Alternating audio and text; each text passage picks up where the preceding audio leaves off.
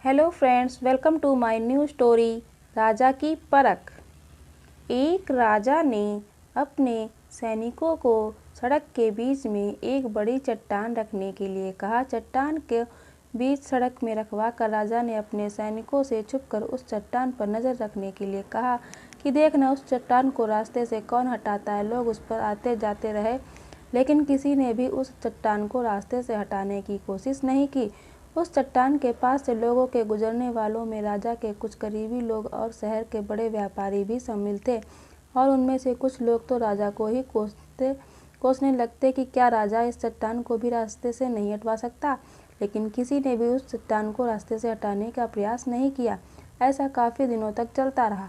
एक दिन एक किसान अपनी सब्जियों के साथ उधर से गुजर रहा था। उसने चट्टान को रास्ते में पड़े देखा और सोचा कि सबको इस चट्टान की वजह से कितनी तकलीफ हो रही है। उसने अपनी मजबूत लाठी से उस चट्टान को एक तरफ धकेलने की कोशिश शुरू कर दी। काफ़ी कोशिश के बाद वह उसे सड़क से हटाने में कामयाब हो गया।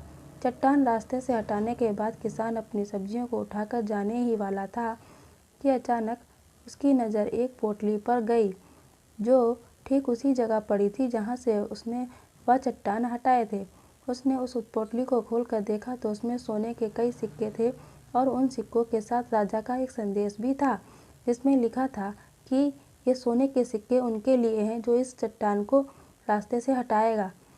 दोस्तों, बिल्कुल ठीक इसी तरह हम सबके लाइफ में भी कई परेशानियां आती हैं। कुछ लोग उन परेशानियों से बचकर निकल जाते हैं और कुछ रास्ता बदल देते हैं, और चंद लोग ठान लेते हैं कि उन परेशानियों का हल निकाल लेने की, और ऐसे ही लोग मुश्किलों में संभावनाओं में छुपे अवसर खोज लेते हैं। मजबूत इरादे और नेक दिल के साथ किए गए कोशिशों के परिणाम हमेशा ही अच्छे आते हैं। इसलिए जीवन की परेशानियों से घबराओ मत, बल्कि उन परेशानियों को हल करने की कोशिश करते हुए जीवन सफ़र में आगे बढ़ते रहो। तो दोस्तों, आपको ये हमारी कहानी कैसी लगी आज की? धन्यवाद।